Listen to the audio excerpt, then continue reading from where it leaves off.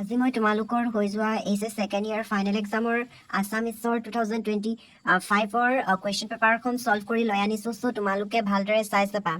যিসকলে মোৰ চেনেলটো এতিয়ালৈকে ছাবস্ক্ৰাইব কৰা নাই তেওঁলোকে মোৰ চেনেলটো ছাবস্ক্ৰাইব কৰিবলৈ নাপাহৰিবা, কিয়নো তোমালোকে এনেকুৱা ধৰণৰ মোৰ চেনেলটোত পাই থাকিবা। সেইবাবে তোমালোকে ছাবস্ক্ৰাইব কৰি নটিফিকেশ্যন বেলটো বজাই দিবা, তেতিয়াহে তোমালোকে এনেকুৱা ধৰণৰ ভিডিঅ' পাবলৈ সক্ষম হ'বা।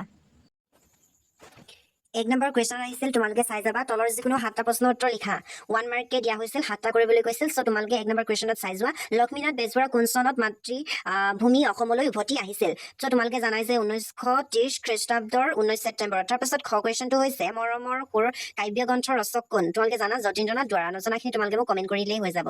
তোমালোকে জানা বুলিয়ে ভাবিছোঁ। চ' তোমালোকে চাই যোৱা। গ কুৱেশ্যন আছিল, উপেন্দ্ৰ চন্দ্ৰ লেখাৰুৱে সম্পাদনা কৰা ৰচিত পুথিখনৰ নাম কি? কথাগুৰু চৰিত্ৰ। এইটো তোমালোকে নাজানিব পাৰা। তাৰপাছত ঘৰত আছে গজধৰ খিতাপেৰে কাক বিভূষিত কৰা হৈছিল? উত্তৰত আছে যে অসমত হাতীৰ প্ৰাচুৰ্যৰ কাৰণে হয়তো কামৰূপৰ প্ৰাচীন নৃপতিসকলে হাতীকে অসমৰ ধ্বজা ৰূপে ব্যৱহাৰ কৰিছিল আৰু সেই নৃপতিসকলক গজধৰ খিতাপেৰে বিভূষিত কৰা হৈছিল। তাৰপাছত তোমালোকে নম্বৰটো চাবা। অন্যং নং ত্যাঞ্চত অন্য বহুকুৰিত তব্যতম এই শ্লোকটিৰ ৰচক কোনখন উপনিষদত আছে? চ' তোমালোকে জানাই নিশ্চয়, তোমালোকৰ কিতাপতে আছিল এইটো। এই শ্লোকটি তৈত্তেৰীয় উপনিষদত আছিল। চ' তোমালোকে জানা এইটো। তাৰপিছত প্ৰথম কুৱেশ্যন আছে, শিলভদ্ৰই কোনখন উপন্যাসৰ বাবে অসম প্ৰকাশন পৰিষদ বঁটা লাভ কৰিছিল? অনুসন্ধান। এইটো তোমালোকে ইম্পৰ্টেণ্ট বুলি ভাবিছিলা, নিশ্চয়তো এক্সামত পাৰিলা। তাৰপাছত তোমালোকে দ্বিতীয় চাবা, কাৰ্বি ভাষাৰ প্ৰথম ছবিখনৰ নাম কি? জিৰচং। তাৰপাছতে বগীয়াজত আছে, বসন্ত ৰোগ ঘাইকৈ কোনগৰাকী দেৱীৰ ৰোষত হোৱা বুলি মানুহে বিশ্বাস কৰিছিল? তোমালোকে জানা এইটো শীতলা দেৱীৰ বুলি। তাৰপাছত চাবা তোমালোকে দীনেশ চন্দ্ৰ গোস্বামীয়ে সম্পাদনা কৰা বিজ্ঞান বিষয়ক আলোচনীখনৰ নাম কি? তোমালোকে জানা বৈজ্ঞানিক মন, বৈজ্ঞানিক মানসিকতা। তাৰপাছত তোমালোকৰ 2 নম্বৰ কুৱেশ্যনটো আহিছিল, তলৰ যিকোনো 7টা প্ৰশ্নৰ উত্তৰ লিখা। তোমাৰকে দিয়া হৈছিল 7টা কৰিব লাগিব, 14কে দিয়া হৈছে। কত আছে নকৰিলো হিৰে মাধৱক নমস্কাৰ, ইটো মাথামো মোৰ ভৈল মহাভাৰ। কিছুমান টাইপ কৰোঁতে ভুল হৈ গৈছে। চ' তোমালোকে চাই যাওঁ ভালকৈ। উল্লেখিত পঞ্চিতিৰ কৰ পৰা লোৱা হৈছে? লেখক কোন? উত্তৰ লিখিবা যে মহাভাৰতৰ কাহিনীৰ পৰা লোৱা হৈছে। লেখক হৈছে বিষ্ণুপ্ৰসাদ ৰাভা। কথা কবিতাৰ 2টা বিশেষত্ব লিখা। উত্তৰ তোমালোকে লিখিবা যে পইণ্ট ৱাইজ লিখিবা। 1 নম্বৰত লিখিবা তোমালোকে কথা কবিতা এবিধ কবিতা, ই ব্যঞ্জনাময় গদ্য ৰচিত। 2 নম্বৰ পইণ্টত লিখিবা কথা কবিতা ৰূপকৰ সমাৱেশ থাকে আৰু ই প্ৰায় ৰূপাত্মক। গ নম্বৰ কুৱেশ্যন আছে, মানুহৰ সাৰ বস্তু কি? কাৰ মূৰ্তি পূজনীয়? উত্তৰ লিখিবা মানুহৰ সাৰ বস্তু হৈছে জ্ঞান আনন্দৰাম বৰুৱাৰ পূজনীয়। তাৰপাছত তোমালোকে ঘ কুৱেশ্যন আহিছিল, সংস্কৃত ভাষাৰ হাতীৰ বিষয়ে উল্লেখ থকা 2খন গ্ৰন্থৰ নাম লিখা। ইয়াত চাই যাবা তোমালোকে, ইয়াত বহুকেইখন মই দি দিছোঁ। চ' তোমালোকে চাই যাবা। ষষ্ঠী আয়ুৰ্বেদ, তাৰপিছত নীলকণ্ঠ ৰচিত মাতং লীলা। তাৰপাছত এইখিনি চাই যাবা তোমালোকে। তাৰপাছত গজেন্দ্ৰ চিন্তামণি। চ' চাই যাবা তোমালোকে এইখিনি। তাৰপাছতে 19 নম্বৰত আছিল কুৱেশ্যনটো, শ্ৰেয় শব্দৰ অৰ্থ কি? ইয়াৰ বিপৰীত অৰ্থ কি? শ্ৰেয় মানে তোমালোকে জানা যে পৰম কল্যাণৰ বস্তু। ইয়াৰ বিপৰীত অৰ্থটো হৈছে অপাত, অৰ্থাৎ অপাত ৰমণীয় বস্তু। তাৰপাছত প্ৰথম আছে, চুটিগল্প নামাকৰণৰ মাজত জড়িত হৈ থকা 2টা বৈশিষ্ট্য লিখা। তোমালোকে জানা আৰম্ভণি আকস্মিক, তাৰপাছত সামৰণি নাটকীয় হয়। তাৰপাছত তোমালোকে দ্বিতীয় চাবা, পিয়লি ফুকন কবি অৰ্থাৎ ছবিখন কোনে ৰচনা কৰিছিল? পিয়লি ফুকন ছবিখন। আৰু ছবিখনৰ লাভ কৰা বঁটাটোৰ নাম কি কৈছে? তাৰপিছত তোমালোকে লিখিব যে 1955 চনত ফণী শৰ্মাৰ পৰিচালিত পিয়লি ফুকন ছবিয়ে ৰাষ্ট্ৰপতিৰ চাৰ্টিফিকেট অফ মেৰিট লাভ কৰিছিল। চ' তোমালোকে জানা এইটো। তাৰপিছত বগীয়াজত আছে, জাহ্নবী বৰুৱাই পৰিচালনা কৰা ৰাষ্ট্ৰীয় বঁটাৰ সন্মিলনৰ 2খন অসমীয়া ছবিৰ নাম লিখা। হালধীয়া চৰাই বাওধান খাই আৰু বনানী। তাৰপিছত পদাৰ্থ কণাতত্বৰ নাম লিখা বুলি আহিছিল। চ' তোমালোকে চাই যোৱা। পদাৰ্থ কণাতত্ব কণাবোৰৰ বেগ ক্ৰমে বঢ়াই দিয়া যন্ত্ৰৰ বিশেষক পদাৰ্থৰ কণাতত্ত্বক বোলা হয়। তাৰপিছতে তোমালোকে 3 নম্বৰ কুৱেশ্যনটো চাব পাৰা। প্ৰসংগ সংগতি দৰ্শাই ব্যাখ্যা কৰা যিকোনো এজোৰা লিখিব গৈছে। 4 নম্বৰকে দিয়া হৈছে। ইয়াত ক নম্বৰ দিয়া হৈছে, কালৰ পীড়নত আজিৰ অসম জিনহীন দিন। এই কুৱেশ্যনটোৰ আনচাৰ মই তোমালোকক ডেছক্ৰিপশ্যনত দি দিম। চ' তোমালোকে মোক কমেণ্ট কৰি জনাবা যে এই কুৱেশ্যনটোৰ যদি আনচাৰ লাগে, তেতিয়া মই তোমালোকক ডেছক্ৰিপশ্যনত লিখি দি দিম। চ' তোমালোকে তাৰ পৰা লিখি ল'ব পাৰিবা। তাৰপাছতে তোমালোকে খ নম্বৰ কুৱেশ্যনটো চাব পাৰা। দিয়া আছে যে প্ৰকৃততে ত্যাগ আৰু বৈৰাগ্যৰ এটা বিশেষ মনোধৰ্ম। ইয়াত ধুনীয়াকৈ দি থোৱা আছে। চ' তোমালোকক মই এই কুৱেশ্যনটোৰ আনচাৰ দি দিছোঁ। ইয়াত আনচাৰ তোমালোকে এনেকৈ লিখিবা যে যিহেতু প্ৰসংগ সংগতি ধুনীয়াকৈ দিছে, প্ৰসংগ সংগতি দৰ্শাই ব্যাখ্যা কৰা। তোমালোকক প্ৰসংগ সংগতিটো লিখিব লাগিব, তেতিয়া তোমালোকে প্ৰসংগ সংগতিত 1 পাবা। তোমালোকে এনেকৈ লিখিব লাগে যে ব্যাখ্যা গদ্যাংশ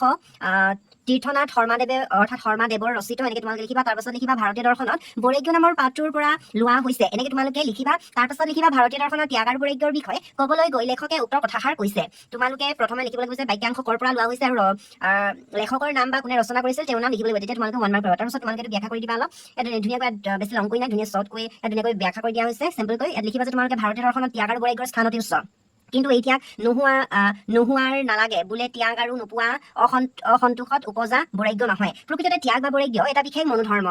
নিষ্কৰ্মাৰ জিৰণি কথাটো যেনেকৈ অৰ্থহীন নথকা ত্যাগ আৰু লাগে লাগে কৈ হাবাথুৰি খাই নোপোৱা বৈৰাগ্যৰ এক অৰ্থহীন কথা তথাপিও সংযতভাৱে ভোগ কৰা আৰু সংবিভাজনৰ দ্বাৰা সমৃদ্ধ সৎ গতি ঘটোৱাহে প্ৰকৃত ত্যাগ পালেও নিৰাসক্ত হৈ থকাটোহে প্ৰকৃত বৈৰাগ্য লেখকে এই ত্যাগ আৰু বৈৰাগ্যৰ কথা ক'বলৈ গৈ ত্যাগ আৰু বৈৰাগ্যক এক মনোধৰ্ম বুলি কৈছে এনেকৈ তোমালোকে এইখিনি লিখিবা তাৰপাছতে তোমালোকে গ নম্বৰ কুৱেশ্যনটো চোৱা চিঠি এখনেই চিঠিৰ মূল্য এই কুৱেশ্যনটোৰ যদি তোমালোকক আনচাৰ লাগে তেন্তে তোমালোকে পিন কমেণ্টত মোক জনাবা তেতিয়া মই এতিয়ালৈকে বিচাৰি পোৱা নাই মই তোমালোকক দি দিম তোমালোকে মোক কমেণ্ট কৰি দিলেই হৈ যাব তাৰপাছত তোমালোকে 4 নম্বৰ কুৱেশ্যনটো চাই যোৱা যিকোনো দুটা প্ৰশ্নৰ উত্তৰ লিখা বুলি কৈছে 5 মাৰ্কে দিয়া হৈছে তোমালোকে দুটা লিখিলেই হ'ব এক্সামত এনেকুৱা ধৰণৰ আহিব 5 দুটা আহিব অৰ্থাৎ তোমালোকে দুটা লিখিব লাগিব 5 এটা 5 নম্বৰকে থাকিব 4 নম্বৰ কুৱেশ্যনটোত সো তোমালোকে 1 নম্বৰ কি দি আছে চাই যোৱা ডিব্ৰুগড়ৰ অসমীয়া তিৰোতাসকলৰ গড়গতি আৰু কাৰ্যকলাপ দেখি বেজবৰুৱাৰ মনলৈ কেনে ভাৱ আহিছিল পাঠৰ আধাৰত লিখা তোমালোকৰ এক্সামত এই কুৱেশ্যনটো এনেকুৱা ধৰণেও আহিব পাৰে আনচাৰটো একেটাই হ'ব ডিব্ৰুগড়ত গোটাচাৰ কথাই মোক বৰ সন্তোষ দিছিল ডিব্ৰুগড়ৰ কোনবোৰ কথাই বেজবৰুৱাৰ সন্তোষ দিছিল বুজাই লিখা তোমালোকক এনেকৈ ধৰণৰ এক্সাম আহিব আৰু এই কুৱেশ্যনটো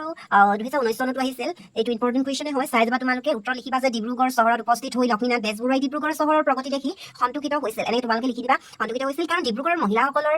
তাহানিৰ দৰে উৰণিৰ তলত লুকাই থকা নাই তেওঁলোক অতি শিক্ষিত হৈ উঠিছে আৰু অনেক কৰ্মত পুৰুষৰ সমানে ফেৰ মাৰি আগুৱাব পৰা হৈছে এনেকৈ তোমালোকে লিখিবা তাৰপিছত লিখিবা ৰাজহুৱা কাম তাৰপিছত আছে মেল মিটিং পুৰুষতকৈ অধিকভাৱেহে সফলতাৰে চলাই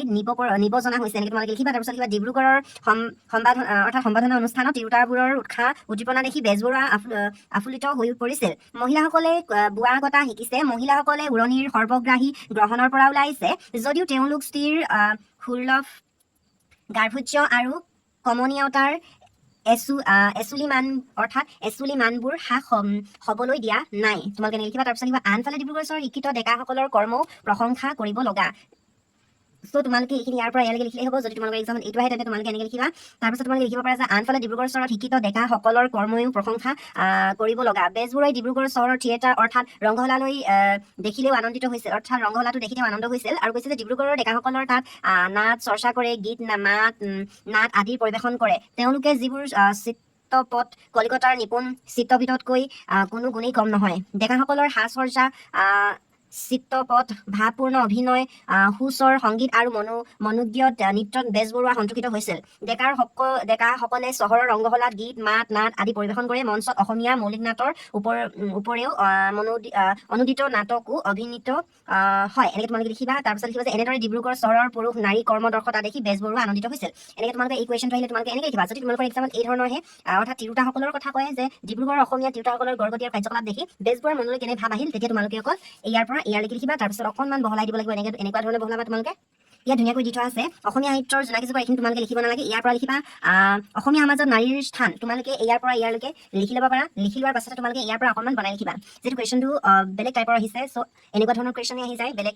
কুৱেশ্যন টাইপৰ আহিছে কিন্তু আনচাৰ তোমালোকৰ একে টাইপৰ কিন্তু তোমালোকে আনচাৰটো বুজি ল'ব লাগিব তথাপি এনেকৈ লিখিবা তোমালোকে অসমীয়া সমাজত নাৰীৰ স্থান পুৰুষতকৈ উচ্চ খাপৰ আছিল অৰ্থাৎ পুৰুষতকৈ নিম্ন খাপৰ আছিল উচ্চ খাপৰ নহয় নিম্ন খাপৰ আছিল তেনেকৈ লিখিবা তাৰপিছত তেওঁলোকৰ সকলো দিশত অৰ্থাৎ তেওঁলোক সকলো দিশতে পিছ পৰি আছিল ঘৰৰ চাৰিবেৰৰ বাহিৰত তেওঁলোকৰ স্থান নাছিল অৰ্থাৎ ঘৰৰ চাৰিবেৰৰ বাহিৰত তেওঁলোকৰ স্থান নাছিল তোমালোকে এইখিনি স্ক্ৰীনশ্বট মাৰি লোৱাচোন পাৰিলে মানে মই বুজাই গ'লে বহুত টাইম লাগিব ভিডিঅ'টো বহুত দীঘল হৈ যাব এইখিনি মাৰি লোৱা নহয় তোমালোকে তাৰপিছত তোমালোকে চাই যাবা তাৰপাছত তোমালোকে ইয়াৰ পৰা লিখি যাবা এক্সামতো এনেকুৱা ধৰণৰ কুৱেশ্যনবোৰে আহে চ' তোমালোকে এইবোৰ ইম্পৰ্টেণ্ট কুৱেশ্যন আহে তোমালোকে ইয়াৰ পৰা ইয়ালৈ স্ক্ৰীনশ্বট মাৰি লোৱা তাৰপিছত তোমালোকে এইখিনি পাৰিলে মানে নিলিখিলেও হ'ব যদি তোমালোকৰ কুৱেশ্যনটো এনেকুৱা ধৰণৰ আহে চ' তোমালোকৰ কুৱেশ্যনটো যদি এনেকুৱা ধৰণৰ আহে অৰ্থাৎ ডিব্ৰুগড় অসমীয়া তিৰোতাসকলৰ গড়গতি কাৰ্যকলাপ দেখি বেজবৰুৱাৰ মনলৈ কেনে ভাৱ আহিছিল পাঠৰ আধাৰত লিখা তেতিয়া তোমালোকে ইয়াৰ পৰা ইয়ালৈকে লিখি দিবা ইয়াত ধুনীয়াকৈ মই চিন মাৰি দিছোঁ চাই যোৱা ইয়াৰ পৰা তোমালোকে স্ক্ৰীনশ্বট মাৰি লোৱা একেবাৰে ইয়ালৈকে এই কুৱেশ্যনটোৰ আনচাৰ এইটো হয় চ' তোমালোকে ভিডিঅ'টো ভালদৰে চাবা স্কিপ নকৰাকৈ তেতিয়া তোমালোকে বুজি পাবা তোমালোকে যদি স্কিপ কৰি চাইছা তেন্তে একোৱে বুজি নাপাবা তাৰপাছতে খ নম্বৰ কুৱেশ্যনত আছে উপনিষদৰ যুগত শিক্ষাহাং কৰি অৰ্থাৎ গৃহস্থ জীৱনত প্ৰৱেশ কৰিবলৈ উঠিব খোজা বিদ্যাৰ্থীক গুৰুৱে কি উপদেশ দিছিল এই কুৱেশ্যনটোৰ আনচাৰ হৈছে এইটো তোমালোকে ভালদৰে চাই যোৱা ইয়াত আছে ধুনীয়াকৈ সো তোমালোকে ভালদৰে মই অকণমান বুজাই দিছোঁ চিম্পলকৈ সো তোমালোকে ভালদৰে স্ক্ৰীনশ্বট মাৰি লোৱা হ'ল নহয় তাৰপিছত মই বুজাই গৈছোঁ উপনিষদৰ যুগত শিক্ষা সাংকৰিক গৃহস্থ জীৱনত প্ৰৱেশ কৰিবলৈ খোজোতে অৰ্থাৎ বিদ্যাৰ্থী বা শিক্ষাৰ্থীসকলে গুৰুৱে তথা যিদৰে কি উপদেশ দিছিল যে সত্য কথা ক'বা ধৰ্ম আচৰণ কৰিবা দৈনন্দিন অধ্যয়নৰ পৰা বিচ্যুত নহ'বা আচাৰ্যক অভিষিষ্ট দক্ষিণা দি গৃহস্থ শ্ৰমত অৰ্থাৎ গৃহস্থ শ্ৰমত প্ৰৱেশ কৰি বংশধাৰা অটুট ৰাখিবা তাৰপাছত কৈছে যে সত্যৰ পৰা বিচ্যুত নহবা ধৰ্ম অৰ্থাৎ কল্যাণৰ পথৰ পৰা বিচ্যুত নহবা নিজৰ মংগলৰ কাৰণে কৰণীয় কামৰ পৰা আঁতৰি নাথাকিবা ধন সম্পত্তি সংগ্ৰহৰূপ মংগলজনক কাৰ্য কৰিবা কিন্তু ধৰ্মৰ পৰা বিচ্যুত নোহোৱাকৈ থাকিবা ইয়াত ধুনীয়াকৈ দিয়া আছে কিন্তু ধৰ্মপথৰ পৰা বিচ্যুত নোহোৱাকৈ থাকিবা দেৱ কাৰ্য আৰু পিতৃ কাৰ্যৰ বিষয়ত কেতিয়াও প্ৰসাদগ্ৰস্ত নহবা তাৰপিছত দিয়া হৈছে যে মাতৃক দেৱতাৰ দৰে মানিবা পিতৃক দেৱতাৰ দৰে মানিবা আচাৰ্যক দেৱতাৰ দৰে মান্য কৰিবা যিবোৰ অনিন্দিয় অৰ্থাৎ অনিন্দিয় কাম বা সেইবোৰ কৰিবা অৰ্থাৎ কৈছে যে ডাঙৰ যিবোৰ ভাল সেইবোৰ আচৰণ কৰিবা ডাঙৰৰ বাবে অৰ্থাৎ ইয়াত ধুনীয়াকৈ কোৱা হৈছে যে ডাঙৰৰ কাৰণে বা জ্যেষ্ঠজনৰ কাৰণে যিখিনি ভাল তেওঁলোক আৰু সেই কামবোৰ কৰিবা বা আচৰণবোৰ কৰিবা ইয়াত ধুনীয়াকৈ দিয়া আছে তাৰপাছত দিয়া হৈছে ডাঙৰৰ যিবোৰ বেয়া সেইবোৰ পৰিহাৰ কৰিবা সেইবোৰ মানে নকৰিবা সেইটো কৈছে চ' তোমালোকে স্ক্ৰীনশ্বট মাৰি লোৱা ভালকৈ মাৰি লোৱা হ'ল নহয় পাছতে গ নম্বৰ কুৱেশ্যন আছে চিঠিগল্পটিৰ নামাকৰণৰ সাৰ্থকতা বিচাৰ কৰা ইয়াত দি থোৱা আছে এইখিনি তোমালোকে চাই যোৱা চিঠিগল্পটিৰ নামাকৰণৰ সাৰ্থকতা বিচাৰ কৰা বুলি ক'লে তোমালোকে এনেকৈ লিখিব লাগিব চিঠিগল্পটোৰ নামাকৰণে বিষয়বস্তুৰ স্পষ্ট ইংগিত এটা দাঙি ধৰিব পাৰে তাৰোপৰি নামাকৰণে মূল চৰিত্ৰ পৰিচয় আৰু ইন্দ্ৰিয় ভাৱনাটো স্পষ্ট কৰি দিব পাৰে শিলভদ্ৰৰ চিঠিগল্পটোৰ নামটোৰ লগত বিষয়বস্তুৰ ইংগিত আৰু কেন্দ্ৰীয় ভাৱ দুয়োটাৰ কথা জড়িত হৈ আছে গল্পটোৰ বিষয়বস্তু আৰম্ভ হৈছে চিঠি কলৈ আৰু তাৰপাছত কৈছে যে ভূদেৱ চৌধুৰী নামৰ অৱসৰপ্ৰাপ্ত মানুহজনে কোনো এক অলস মুহূৰ্তৰ খুব আন্তৰিকতাৰে বন্ধু প্ৰশান্ত শৰ্মালৈ চিঠি পঠাইছে তাৰপিছত আৰম্ভ হৈ চিঠিখনক লৈ উৎকণ্ঠাৰ প্ৰশান্তই চিঠিখন পোৱাৰ পিছত কেনেকুৱা মনোভংগী দেখুৱাব সি আনন্দ হ'বনে কি সেই প্ৰসংগত গল্পটি দেখুওৱা হৈছে ৰবীন্দ্ৰনাথ ঠাকুৰ চিঠিৰ জনপ্ৰিয়তা তাৰোপৰি ভূদেৱ চৌধুৰীৰ ঘৰৰ পৰা দূৰৈত পত্নীৰ পৰা আঁতৰত থাকিলেও পত্নীৰ চিঠিৰ বাবে যিদৰে অধীৰ হৈ অপেক্ষা কৰিছিল তাকো গল্পটিত উল্লেখ কৰিছে মুঠতে এখন চিঠিয়ে গল্পটিত কেন্দ্ৰীয় বিষয় হৈ পৰিছে চৌধুৰীয়ে লিখা চিঠিখনে দুয়োখন ঘৰতে উৎকণ্ঠা আৰু প্ৰশান্তৰ ঘৰত আনন্দময় পৰিৱেশ সৃষ্টি কৰিছিল আৰু উত্তৰ লিখিব বুলি ভাবি প্ৰশান্ত শৰ্মাই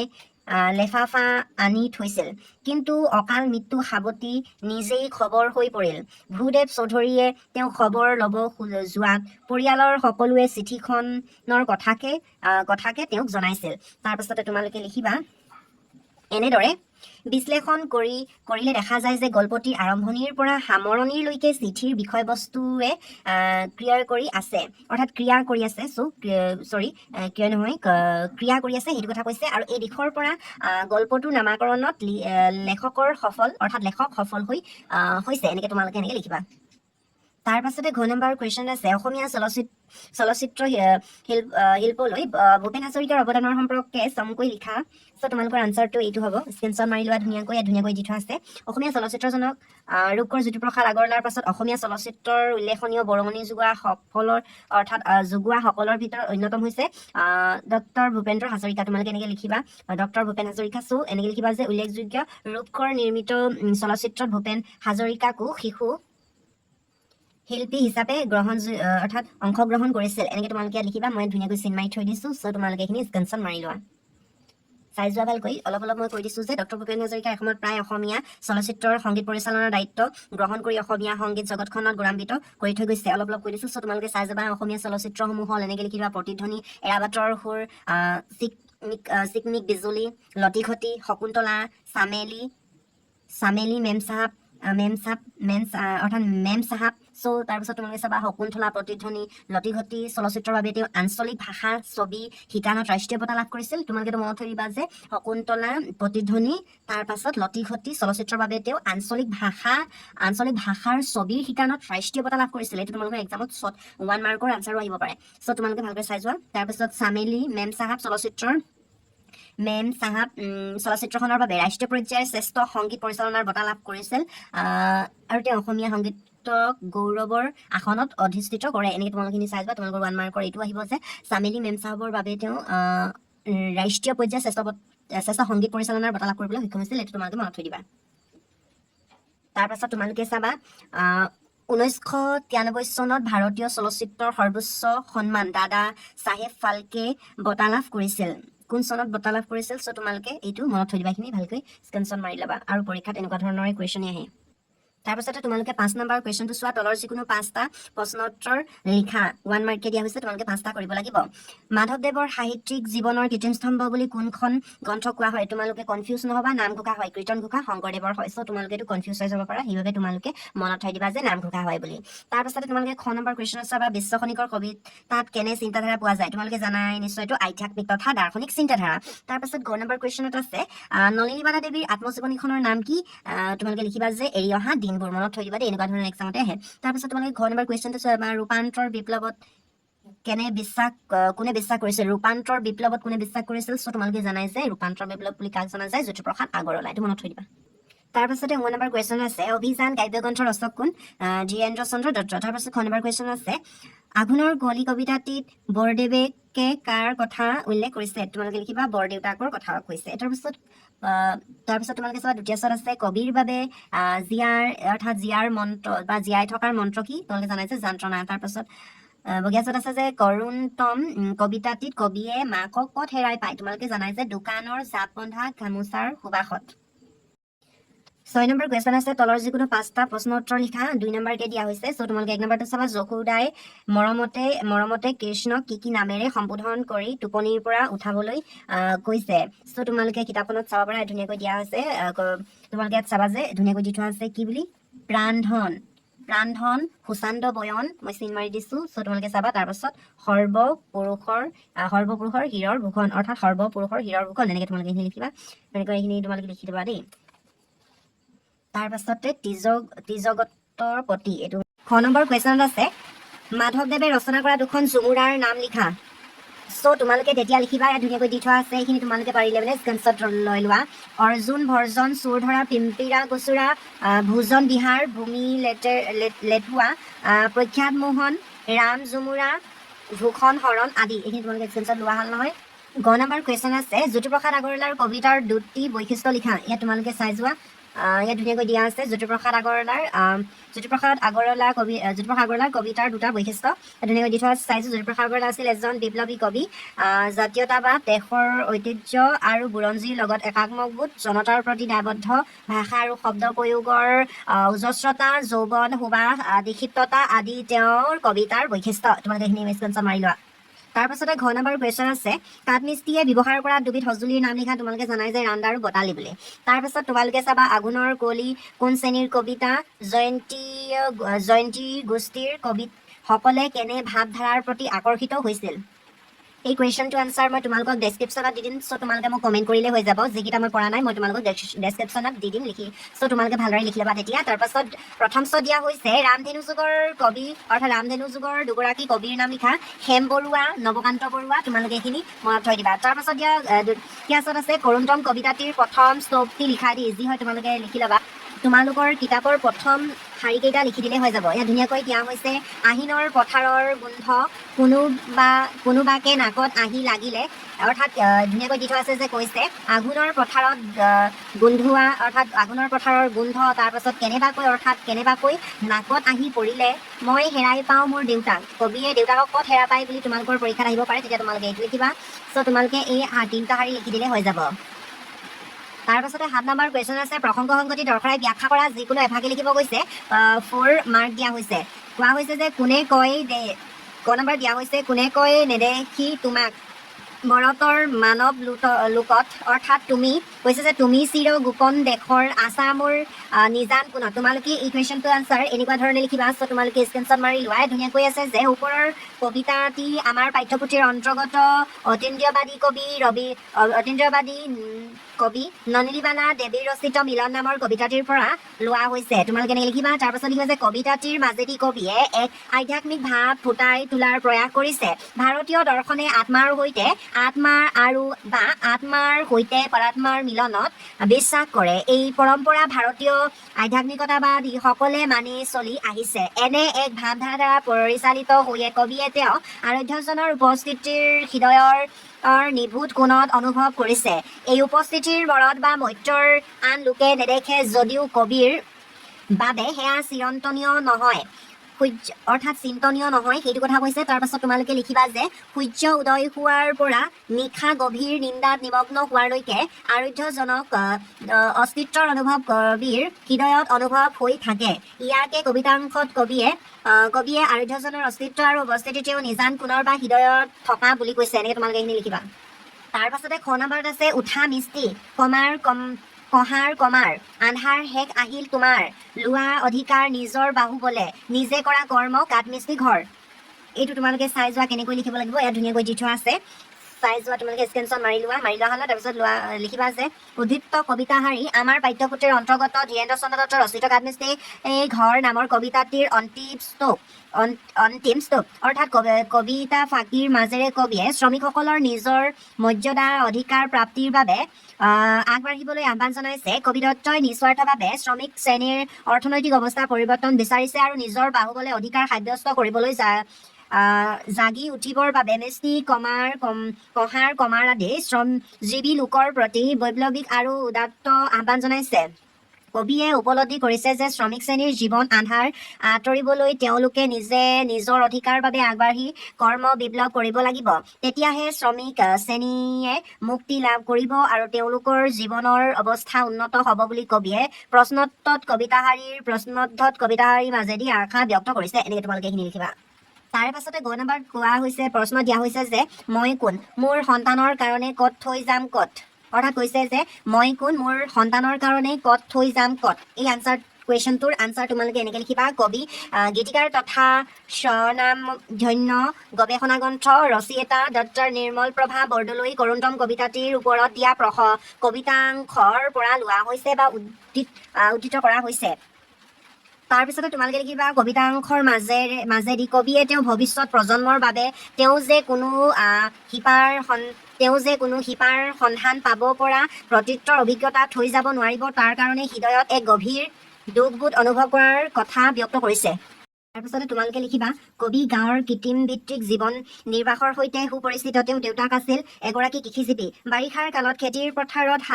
শালি ধান ৰোৱাইছিল আহিনৰ সেই ধানৰ গোচ লহপহকৈ বাঢ়ি সমগ্ৰ পথাৰত সেউজময় কৰি তুলিছিল তাৰ গোন্ধৰ বতাহত সকলোলৈ বিয়পি পৰিছিল মাকেও ঘৰখনৰ বাবে প্ৰয়োজনীয় চাদৰ মেখেলা গামোচা তাঁতশালত বৈ লৈ তেওঁ কাপোৰ এখনকৈ জাপি বছৰটোৰ বাবে জপাত সাঁচি থৈছিল অৰ্থাৎ তেওঁ কৈছে যে সেই গামোচাৰ জাপৰ পৰা জাপ ভাঙি উলিয়াই আনোতে কাপোৰৰ পৰা পৰিচিত গোন্ধ ওলাইছিল তেতিয়া দেউতাক মাক নাই যদিও অৰ্থাৎ কবিয়ে আহিনৰ পথাৰৰ গোন্ধ পালে দোকানৰ গামোচাৰ গোন্ধ পালে দেউতাক আৰু মাকলৈ মনত পৰে আৰু কবিৰ স্মৃতি কাতৰ হৈ পৰে বিষদেৰে কবিয়ে আগুৰি ধৰে অৰ্থাৎ কবিক আগুৰি ধৰে লগে লগে কবিৰ মনত প্ৰশ্ন জাগে তেওঁ কৃষক মাক দেউতাকে তেওঁলৈ আহিনৰ পথাৰ গোন্ধ জাপ ভঙা গামোচা গোন্ধ শিপাৰ চিনাকি ৰূপে এৰি থৈ গ'ল যদিও কবিৰ নতুন প্ৰজন্মৰ বাবে এৰি থৈ যাবলগীয়া কোনো কৰ্তৃত্ব অভিজ্ঞতা নাই কবিৰ ৰক্তহস্ত সেয়েহে উল্লেখিত কবিতাটিৰ মাজেৰে কবিয়ে দুখবোধৰ ভোগা চিত্ৰ এখনি ফুটি উঠিছে তোমালোকে এনেকৈ লিখিবা স্ক্ৰীনশ্বট লৈ লোৱাখিনি তাৰপাছতে তোমালোকে তোমালোকৰ 8 নম্বৰ কুৱেশ্যনত আছে যে তলৰ যিকোনো দুটা প্ৰশ্ন উত্তৰ লিখা তেতিয়া তোমালোকে চাই যোৱা 3 মাৰ্কে আহিছিল চ' দুটা কৰিব লাগিব তোমালোকে কুৱেশ্যনত তোমালোকে চোৱা উঠৰে গোপাল হে বৰগীতটিৰ ৰাগ কি তোমালোকে জানাই বৰগীতটিৰ ৰাগ হৈছে কৌ ৰাগ ধুনীয়াকৈ দি থোৱা আছে তাৰ পাছতে দিয়া হৈছে বৰগীতটিৰ মাজেৰে মাতৃ যশোদা আৰু পুত্ৰ শ্ৰীকৃষ্ণৰ কেনে ৰূপ মাধৱদেৱে অংকন কৰিছে তোমালোকে তেতিয়া লিখিবা এইটো চাই যোৱা তোমালোকৰ এক্সাম এনেকুৱাকেও আহিব পাৰে যে বৰগীতটিৰ মাজেৰে যশোদা মাতৃৰ স্নেহ কিদৰে প্ৰকাশিত হৈছিল বুজাই লিখা ইয়াত ধুনীয়াকৈ দিয়া হৈছে তোমালোকে এইখিনি স্ক্ৰীনশ্বট মাৰি লোৱা তোমালোকৰ এই কুৱেশ্যনটো আহিলে তোমালোকে এনেকৈ লিখিব পাৰা সো তোমালোকে এনেকুৱা ধৰণৰ লিখিব পাৰা তোমালোকে এই কুৱেশ্যনটো বনাই লিখিবা কুৱেশ্যনটোত কোৱা হৈছে যে কবিতাটিৰ মাজেৰে মাতৃ যশোদা আৰু পুত্ৰ শ্ৰীকৃষ্ণৰ কেনে ৰূপ মাধৱদেৱে অংকন কৰিছে তোমালোকে এইখিনি বনাই লিখিবা নিজে যিহেতু কুৱেশ্যনটো এনেকৈ দিয়া নাই সো তোমালোকে ডাইৰেক্টলি দিয়া নাই তোমালোকে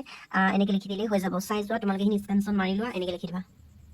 তাৰপাছতে খ নম্বৰ কুৱেশ্যনটো চাবা তোমালোকে কবিয়ে বিশ্ব খনিকৰক কিয় সৰ্বব্যাপী সৰ্বশক্তিমান বুলি আখ্যা দিছে সো তোমালোকে এই কুৱেশ্যনটো আনচাৰ চাই যোৱা ধুনীয়াকৈ দি থোৱা আছে এইখিনি লিখিব পাৰা তোমালোকে বিশ্ব ব্ৰহ্মাণ্ড পৰমেশ্বৰ বাহিৰে আন কোনোৰে অস্তিত্ব নাই তেওঁৱে জগতৰ সকলোৰ মূল আৰু জগতৰ চালিকা শক্তি তেওঁৱে জগতৰ সমস্ত বস্তুৰ লগত তুলনা কৰি শেষত কবি গৰাকীয়ে কৈছে যে যদিও আমি তেওঁক দেখা নাপাওঁ তথাপিও তেওঁ এই ত্ৰিজগতৰ সকলোতে বিদ্যমান ত্ৰিভুৱৰ সকলোতে বিদ্যমান সো তোমালোকে ভালকে চাবা কৈছে যে তেওঁ আকৌ কৈছে যে পৰমেশ্বৰ জগতৰ সকলো ঠাই জুৰি আছে আৰু তেওঁ অন্তৰ্যামী অৰ্থাৎ তেওঁ সকলোৰে মনৰ ভাৱ বুজি পায় আৰু তেওঁৱে সকলো মনৰ কাৰক তথা তেওঁৱে এই বিশ্বৰ গৰাকী গ নম্বৰ কুৱেশ্যনটো হৈছে জ্যোতিপ্ৰসাদ আগৰৱালাৰ কবিতা পুথিখনৰ নাম কি আনচাৰটো হৈছে লুইতৰ পাৰৰ অগ্নিগুৰ তাৰপাছত কৈছে যে তেওঁ নিৰ্মাণ কৰা অসমীয়া কথা ছবি দুখনৰ নাম লিখা তোমালোকে জানাই জয়মতী আৰু ইন্দ্ৰমালতী তাৰপাছত ঘ নম্বৰ কুৱেশ্যন আছে নিৰ্মল প্ৰভা বৰদলৈৰ গৱেষণামূলক গ্ৰন্থ তিনিখনৰ নাম লিখা এইটো ইম্পৰ্টেণ্ট হয় তোমালোকে জানা দেৱী শিৱ আৰু সূৰ্য বুলি তাৰপাছতে তোমালোকে 9 নম্বৰ কুৱেশ্যনটো চোৱা তলৰ যিকোনো দুটা প্ৰশ্নোত্তৰ কেৱল উত্তৰ লিখা বুলি কৈছে দেই প্ৰশ্নৰ কেৱল উত্তৰ লিখা বুলি কৈছে 1 মাৰ্ককে দিয়া হৈছে দুটা কৰিলেই হ'ব তোমালোকে প্ৰথমতে কোৱা হৈছে যে মূল্যবোধ মানুহে সামাজিক পৰিৱেশৰ পৰা আয়ত্ত কৰে কথাষাৰ সঁচা নে তোমালোকে জানা যে সঁচা বুলি তাৰপিছত তোমালোকে খ নম্বৰ কুৱেশ্যনটোত চাবা মানৱ জীৱনৰ মূল তিনিটা মূল্যবোধ কি তোমালোকে জানা যে সত্য শিৱ আৰু সুন্দৰ তাৰপাছত কোৱা হৈছে যে সমাজ পৰিৱৰ্তনৰ এক শক্তিশালী মাধ্যম কি এইটো মই এতিয়ালৈকে পৰা নাই মই তোমালোকক নেক্সট ভিডিঅ' পাৰ্ট এটা বনাম বা ডেছক্ৰিপশ্যনত তোমালোকক দি দিম যদি মই নেক্সট ভিডিঅ' এটা বনাওঁ তেন্তে তোমালোকক এইখিনি দি দিম আৰু থাকি যোৱা কুৱেশ্যনখিনিৰ আনচাৰ দি দিম তথাপি মই ডেছক্ৰিপশ্যনত দিবলৈ চেষ্টা কৰিম তোমালোকে মোক কমেণ্ট কৰিলেই হৈ যাব তাৰপাছত তুমি ঘ নম্বৰ কুৱেশ্যনত চাবা কিশোৰীৰ মনৰ আটাইতকৈ গুৰুত্বপূৰ্ণ বৈশিষ্ট্যটো কি ইয়াৰ আনচাৰটো হৈছে নিজস্বতাৰ সংঘাত তাৰপাছতে তোমালোকে 10 নম্বৰ কুৱেশ্যনটো চোৱা তলৰ যিকোনো দুটা প্ৰশ্ন উত্তৰ লিখা 2 মাৰ্কে দিয়া হৈছে ক কুৱেশ্যন আছে ভাৰতীয় দৰ্শনে মূল্যবোধক কোন 4টা শ্ৰেণীত বিভক্ত কৰিছে তোমালোকে জানা ধৰ্ম অৰ্থ কাম আৰু মুখ্য তাৰপাছতে খ নম্বৰ কুৱেশ্যন আছে দিব্যা স্বপ্ন বুলিলে কি বুজা তোমালোকে এইটো জানা নিশ্চয় ইজি হয় সো তোমালোকে তেতিয়া এনেকুৱা ধৰণৰ লিখিবা বিদ্যা স্বপ্ন হল অলেখ কল্পনা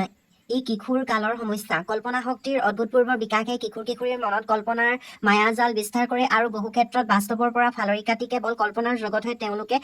বিচৰণ কৰে অৱশ্যে বিদ্যাস্বপ্নই কিশোৰৰ সৰ্জনীয় শক্তিক যোগাত্মক প্ৰভাৱো পেলাব পাৰে আনহাতে এনেবোৰ কল্পনাই সৃষ্টিশীল কামত অংশগ্ৰহণ কৰাৰো প্ৰেৰণা দিয়ে বহুতে দুঃসাহসিক কামত অংশগ্ৰহণ কৰে বহুতৰ মনত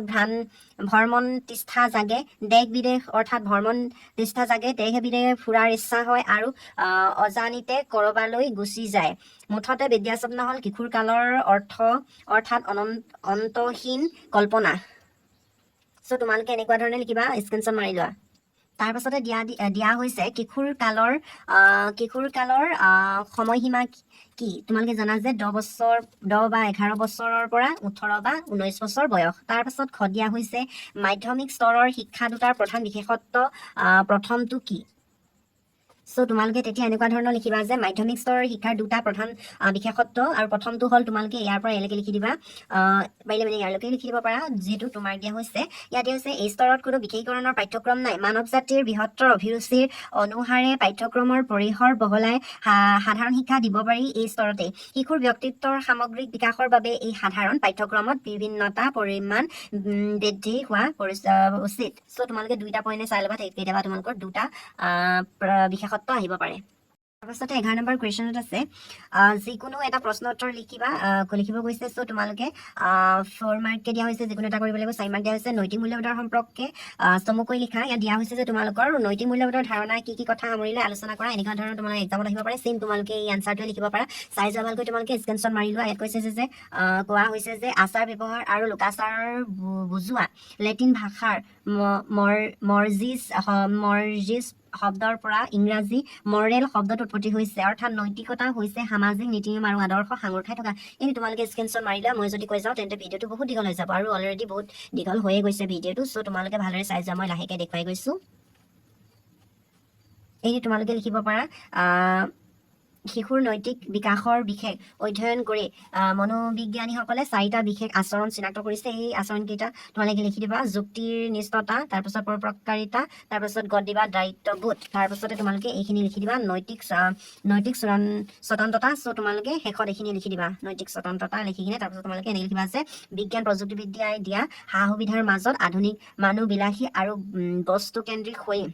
পঢ়াৰ পৰিণতিত মানুহৰ নৈতিক মূল্যবোধসমূহ খাপ খাই অহাৰ বাবে নৈতিক মূল্যবোধ শিক্ষাৰ প্ৰয়োজন হৈ পৰিছে আৰু সেইবাবে শিশুৰ নৈতিক বিকাশৰ কিছু ব্যৱস্থা গ্ৰহণ কৰিব বিচৰা হৈছে এনেকৈ তোমালোকে এইখিনি লিখিবা তাৰপাছতে খ নম্বৰ কুৱেশ্যন আছে নন্দনতান্ত্ৰিক মূল্যবোধ কি বিষয়ে সামৰি লয় চমুকৈ লিখা তেতিয়া তোমালোকে এইখিনি লিখিবা ইয়াত ধুনীয়াকৈ দি থোৱা আছে শ্বৰ্টকৈ দি থোৱা আছে তোমালোকৰ বেছি টান নহ'ব তোমালোকে সো চাই যোৱা নন্দনতান্ত্ৰিক মূল্যবোধৰ আন এটি নাম হৈছে সৌন্দৰ্যবোধ কিছুমান পণ্ডিতৰ মতে নন্দনতান্ত্ৰিক মূল্যবোধ কেৱল ইন্দ্ৰিয়গ্ৰাহী বিষয়বস্তুৰ ক্ষেত্ৰতেহে প্ৰযোজ্য অপাৰ্থিবৰ বস্তুৰ ক্ষেত্ৰত তাক প্ৰয়োগ কৰিব নোৱাৰি মানুহৰ জীৱনত 3টা মূল মূল্যবোধ হৈছে সত্য শিৱ আৰু সুন্দৰ এই সুন্দৰৰ মূল্যবোধেই হৈছে নন্দনতান্ত্ৰিক মূল্যবোধ অৰ্থাৎ নন্দনতান্ত্ৰিক মূল্যবোধে মানুহৰ শান্তি প্ৰদান কৰে আৰু জীৱনলৈ সুন্দৰ কঢ়িয়াই তোলে জীৱন্ত আৰু জ্বৰ সকলো বস্তুকে নন্দনতান্ত্ৰিক মূল্যবোধ হ'ব পাৰে মানুহৰ সকলো কাৰ্য একেটা চকুৰে চালেও মনোযোগ বেলেগ বেলেগ বিন্দুৰ পৰা বেলেগ বেলেগ পৰ্যায়ত মূল্যায়ন কৰা হয় গতিকে মনোযোগেই হৈছে নন্দনতান্ত্ৰিক মূল্যবোধৰ চাবিকাঠি এনেকৈ তোমালোকে এইখিনি লিখিবা তাৰপাছতে তোমালোকে গো কুৱেশ্যনটো চোৱা এই কালছোৱা অতি সংকটময় কাল আৰু ধুমুহা আৰু পীড়নৰ সময় ব্যাখ্যা কৰা এই কুৱেশ্যনটোৰ আনচাৰ মই এতিয়ালৈকে পৰা নাই চ' পাৰিলে মানে মই তোমালোকক নেক্সট ভিডিঅ' দি দিম বা ডেছক্ৰিপশ্যনত দিম তোমালোকে মোক কমেণ্ট কৰিবা যে ডেছক্ৰিপশ্যনত লাগে নে নেক্সট ভিডিঅ'ত তোমালোকৰ ওচৰলৈ ধুনীয়াকৈ ব্যাখ্যা কৰাই লৈ আনো তোমালোকে মোক কমেণ্ট কৰিলে হৈ যাব তাৰপাছত তোমালোকে 12 নম্বৰ কুৱেশ্যনটো চাবা 12 নম্বৰ কুৱেশ্যন আছে যে ক কুৱেশ্যনেৰে তদ্ধিক প্ৰত্যয় কাক বোলে 4টা উদাহৰণ দাঙি দেখুওৱা তোমালোকে এইটো 2টা কৰিব গৈছে 3 মাৰ্কে দিয়া হৈছে সো ইয়াত দি দিয়া আছে যে প্ৰতিপাদিকৰ পিছৰ ফালে যিবোৰ প্ৰত্যয় যোগ হয় তাকে তদ্ধিক প্ৰত্যয় বা গৌণ প্ৰত্যয় বোলে তোমালোকৰ কেতিয়াবা এক্সামত আহিব গৌণ প্ৰত্যয় কাক বোলে আৰু তোমালোকৰ আহিছিলে যে উদাহৰণ দিয়া বুলি কৈছে সো তোমালোকে এইখিনি উদাহৰণ দি দিবা ধুনীয়াকৈ উদাহৰণখিনি দি থোৱা আছে তোমালোকে এইখিনি স্ক্ৰীনশ্বট মাৰি লোৱা তাৰপাছতে তোমালোকৰ খ কুৱেশ্যন আছে কৰ্মকাৰক কাক বোলে কৰ্মকাৰকত কি বিভক্তি যোগ হয় এটি উদাহৰণ দিয়া ইয়াত ধুনীয়াকৈ তোমালোকৰ কিতাপখনত আছে সো তোমালোকে চাবা 173 পেজত ইয়াত ধুনীয়াকৈ দিয়া হৈছে কৰ্মকাৰকৰ বিভক্তি ইয়াত এই তোমালোকে স্ক্ৰীনশ্বট মাৰি ল'বা ইয়াত ধুনীয়াকৈ দি থোৱা আছে এইখিনি ইয়াৰ পৰা এইলৈকে তোমালোকে লিখি দিবা চাই লোৱা উদাহৰণো দি থোৱা আছে ইয়াৰ পৰা এইলৈকে আনচাৰটো হ'ব তাৰপাছত তোমালোকে গ কুৱেশ্যনটো চাবা ক্ৰিয়া বিভক্তি বুলিলে কি বুজা নিতৌ বৰ্তমান কালৰ প্ৰথম পুৰুষ ক্ৰিয়া বিভক্তিৰ চিন কি চাই যোৱা তোমালোকে আনচাৰ তোমালোকৰ কিতাপখনতে আছে তোমালোকৰ কিতাপৰ 169 পেজত আছে ইয়াত ধুনীয়াকৈ দিয়া হৈছে যে ক্ৰিয়া বিভক্তি বা ধাতুৰ ওপৰ পুৰুষ বাচক বিভক্তি এইখিনি তোমালোকে লিখি দিবা প্ৰথম পুৰুষৰ বিভক্তি এইখিনি তোমালোকে চাবা যে মই খাওঁ মই খাইছিলো এনেকৈ তোমালোকে এইখিনি লিখি দিবা ধুনীয়াকৈ ইয়াৰ পৰালৈকে ধুনীয়াকৈ তোমালোকে লিখি দিলে হৈ যাব তোমালোকে এইখিনি স্ক্ৰীনশ্বট মাৰি লোৱা এইখিনি লিখি দিবা তাৰপাছতে তোমালোকে ঘ কুৱেশ্যনটো চাবা জতুৱা ঠাঁচ বুলিলে কি বুজা উদাহৰণ দিয়া তোমালোকৰ কিতাপৰ 178 পৃষ্ঠাত আছে সো তোমালোকে এইখিনি ধুনীয়াকৈ চিন মাৰি থোৱা আছে তোমালোকে এইখিনি স্ক্ৰীনশ্বট মাৰি ল'বা তাৰপাছতে কোৱা হৈছে জতুৱা ঠাঁচৰ উদাহৰণ দিয়া তোমালোকে উদাহৰণত এইটো লিখিবা ইয়াত উদাহৰণ দি থোৱা আছে সাধাৰণ অৰ্থৰ প্ৰকাশক হৈছে আউল লগা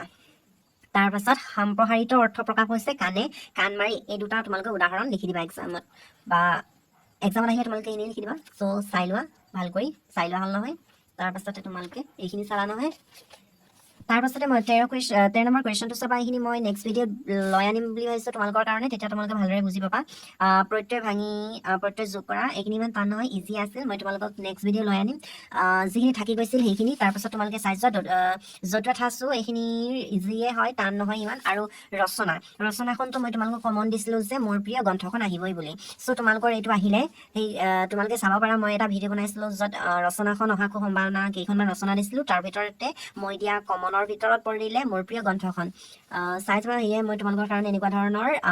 ভিডিঅ' আগবঢ়াই লৈ যাম চ' তোমালোকে এতিয়ালৈকে যিসকল ব্যক্তিয়ে বা ছাত্ৰ ছাত্ৰীয়ে